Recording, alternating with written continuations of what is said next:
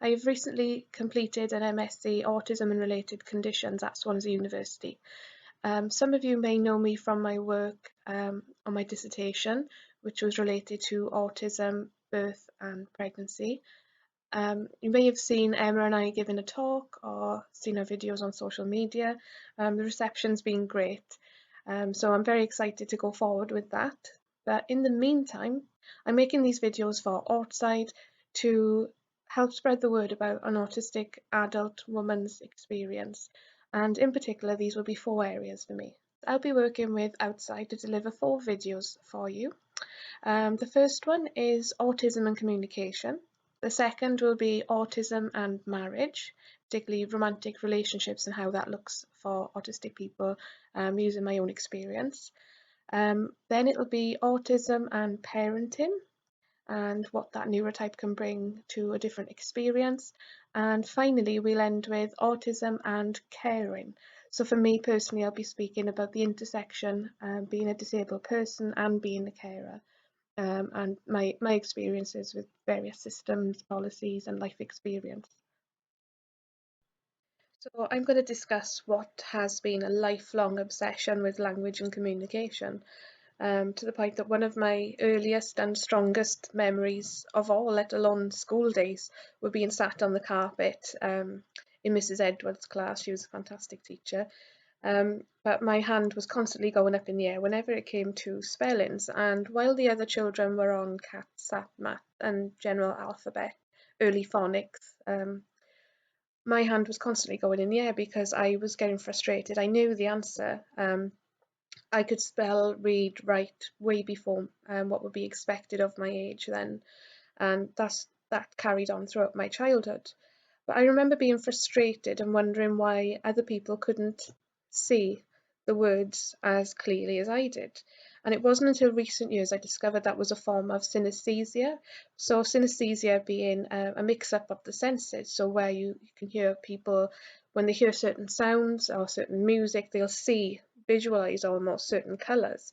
For me, I have ticker tape synesthesia. And I've got a blog up on my website, coldteaconnoisseur.co.uk, that goes into great detail and has some great pictures that explains my type of synesthesia. Ticker tape sounds exactly like what it is really. It's the type of scrolling text, not as clear and concise as something you see on BBC News, unfortunately, but is ever present. And say, for example, I look at the wall behind me. My mind's eye will visualize in white, sometimes opaque, sometimes quite solid text, and it'll show me the words of things I'm directly looking at. So grey, wall, paint, wallpaper will all be in my mind's eye. And then we look at different level of denotation. So I'll have cold, maybe, in other words associated with the touch of that wall, and that happens constantly. And it can be quite frustrating sometimes, but I've never known any different. The reason I knew I had this synesthesia was when I asked my husband. I said, "Oh, doesn't it annoy you when you don't know how a word is spelled?" And I think in this instance it was some Greek island that I didn't know how it was spelled. And I said, "Doesn't it frustrate you? You don't know how it's spelled and your subtitles stop?" And he said, "Your what?" I said, "Your subtitles," thinking everybody had this. And it turns out no. Now, while nearly everybody, when they make a conscious effort to think of a spelling or the appearance or what linguists call the boomer, the shape of a particular word, it absolutely comes to your mind. But this is something quite different. This is, like I said, it's permanent and it's always there. If I'm tired, the letters are more opaque. If I'm angry, they can be quite bright. And so it depends on my mood, it depends on the topic, where I am. But it's always there. And I've always wondered if it's quite linked to autism. Well, we know that synesthesia is more common in the autistic population, just from anecdotal reporting. As far as I'm aware, there hasn't been any research conducted. But while we don't have much research on the direct link of synesthesia and autism that I can recommend to you today, it's something that I observe a lot of in the autistic community. I also notice that a lot of autistic people seem to like collecting languages, and using that as some sort of way to decode the world around them. I was certainly one of them. I remember being that quiet child in the corner, that when my best friend left the school, I was quite lonely, but I was happy enough in my special interests, and language was one of them. And I remember being, I think I was 7, sat in the corner of the primary school teaching myself Swahili. Now, nobody knew I was autistic then. Wasn't diagnosed until I was 30. But that strong desire to learn as many different languages as possible has continued throughout my life. I'm currently now using an app to teach myself Korean. Now, as an adult, I know that that isn't going to decode the world around me in the way that child Hayley expected it to. Um, I thought that if I learned French well enough, I'd understand and I could live in France and I'd understand the world more. And then I learned Italian and it kept going and kept going. Just with this desperate attempt to understand the world around me. But you could say it did pay off. I had the best years of my life studying an undergrad at Cardiff University, English language studies, and you know the power of letting an autistic person study their passion topic is something that you can't underestimate. There's some great work on that as well that I can link if anybody wants to message. Um, but yeah, studying my passion project, my special interest, whatever you want to call it, has given me so much happiness throughout life. In fact, language and communication and the study of it has helped me through lockdown, even as a 33-year-old woman. And yeah, so this is why I'm making these videos and talking about it to you today. Another module of my undergrad on language and communication was that of sociolinguistics. So this is a study of language and communication in the wider world, kind of related to sociology, but picking apart the language we use and the effect it has. Now, the example that we discussed in university was that of the language we use when we're talking about aging people in relation to autonomy, independence, characteristics, whether they are positive or negative. And we really dug down deep. We looked at corpus data, we looked at newspaper, media clippings to see the language that we use to discuss the elderly population and how that affects our beliefs about them. So in terms of prejudice, stereotypes, that kind of level. And I'm really passionate. I think that sociolinguistics and digging down into the language we use to talk about autistic people could really pay dividends in terms of understanding not only the added stigma we give in terms of disability identity, but also in autism awareness, how that changes over time. Um, it's something I pick up on when I'm talking about autism and birth, um, because the language of permission that my data suggested was present during birth and pregnancy was quite staggering, really. So, with my undergrad degree on language being my special topic, I was absolutely in my element, and the level of knowledge that I acquired there will serve me for the rest of my life. The modules, the quotes, the diagrams, the facts, I'll never forget that until the day I die because I was absolutely thoroughly enjoying myself, proper nerding out, if you will. Um, but these are things that are useful as a mum, in terms of language acquisition and milestones. What I should worry about, what I shouldn't worry about. It helps me with the language. I talk to friends, um, and my husband even, and even the wider world. I remember this fascinating module about animal communication and human communication. And the question that I still can't quite answer, I don't know if anybody can really, is whether animals can lie and whether camouflage is lying and is lying a conscious thing. Um, so what that undergrad did was really break things down to a level that this particular autistic mind was absolutely in her oils with. Um, and to some level, it does help me with the outside world. I remember one module talking about physical spaces and what that communicates to us.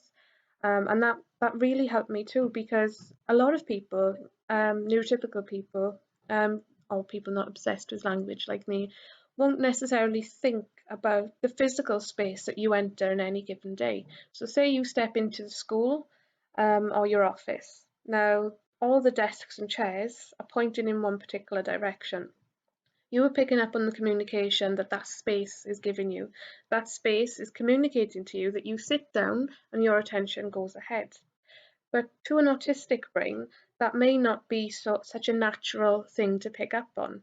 Now, for me, it wasn't until I went to an undergrad that I really understood that spaces around us communicate to us as well. So, like the lino in the gym will communicate that this is for a certain type of activity. The carpet may communicate that this means sit down for story time. But again, these don't necessarily come so easily to the autistic brain. And that kind of knowledge about language and decoding it the way I have for so many years, um, it does pose a question that is there a deficit, is there a problem in the autistic brain that we need to break down communication to such a level? Or my theory is that we are far more logical. Now, when I describe this as somebody in their 30s, when I describe how much detail, how much time I've attributed to understanding the language and communication of the world around me, it may sound obsessive. It may sound like I've got as an autistic person, I've got some sort of deficit that I'm not naturally picking things up the way a typical person would. But I'd like to counter that argument with the idea that maybe autistic language processing communication is something that isn't a lesser version of the typical, but rather something that's built from the ground up very differently. Now, we know that autistic language, some studies, if you want to inbox me, I'll send you the links, studies suggest that autistic language acquisition is more like Lego blocks. So we will work out logically, because we're quite logical thinkers, this word means X. Okay, this word means blah. So this word must mean, so it's almost formulaic and building meaning with Lego blocks. That's why I think now you know that you may pick up on the way I speak. I select my words very carefully and I stack them up. And I do wonder if that's the way I've acquired language as an autistic person. But now, knowing that and that we don't pick up language the same way, so say a neurotypical person will pick language up, acquire it through a far more social mechanism. Okay, mummy clapped, mummy smiled when I said this word looking at this object. So they're two very different ways of acquiring language.